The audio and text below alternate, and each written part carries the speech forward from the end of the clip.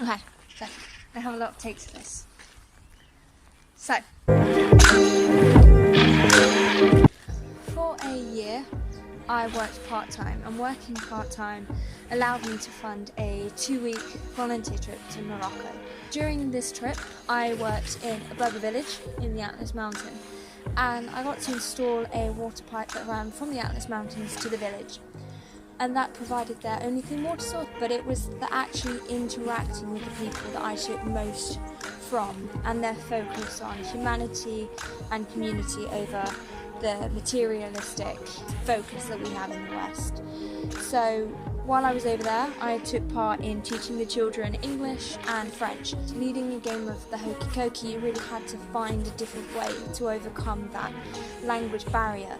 But the community over there and their love of learning and their playful nature is so much different to ours over here, where we focus on money and materialism and how we can get the next promotion or the next newest piece of technology. And when I came back from here, I think it sounds very cliche, but it was sort of humbling about how different we live our lives, and they're much more sustainable.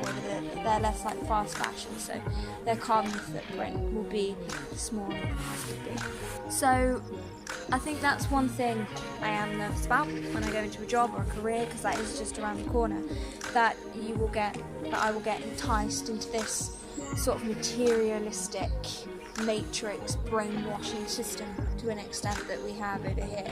Will I get a Starbucks or a Costa coffee or whatever every time I go to work, or will I make one at home and have a reusable or a thermal cup? And it's those little day-to-day decisions that you need to make. Or will I buy maybe from a charity shop, or buy new flowers every day, or wear it once, or whatever, that this economic focus that we have in the West sort of pushes onto us. And that scares me. I think that mindset that you don't want to be a part of, that our generation largely, I think, don't want to be a part of. And I think that is what excites me about going into the world of work. My generation being the generation that is going to face all these problems, but also has the biggest responsibility to cause the biggest changes, to stop us going into that exponential positive feedback loop where we will just die in a burning pit of sulphur.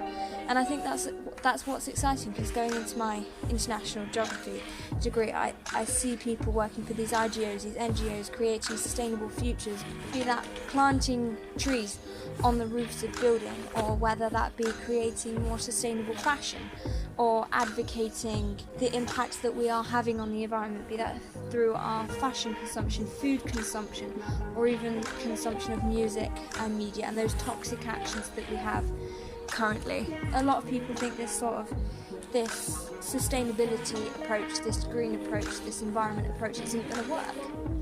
But we have seen in several countries around the world that it does work. Take Costa Rica, for example. Costa Rica score #1 on the Happy Planet Index, and they have a low ecological footprint. They have a high life expectancy, and they have one of the happiest standards of living on the planet. And they've done that through afforesting, and they've done that through sustainable eating and recycling, and they've done that through ecotourism.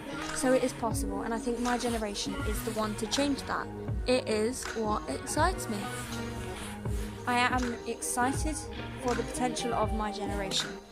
If and when they take that passion, that spark, that inspiration, that get up and go to create a more sustainable, livable future, that is what excites me about the future.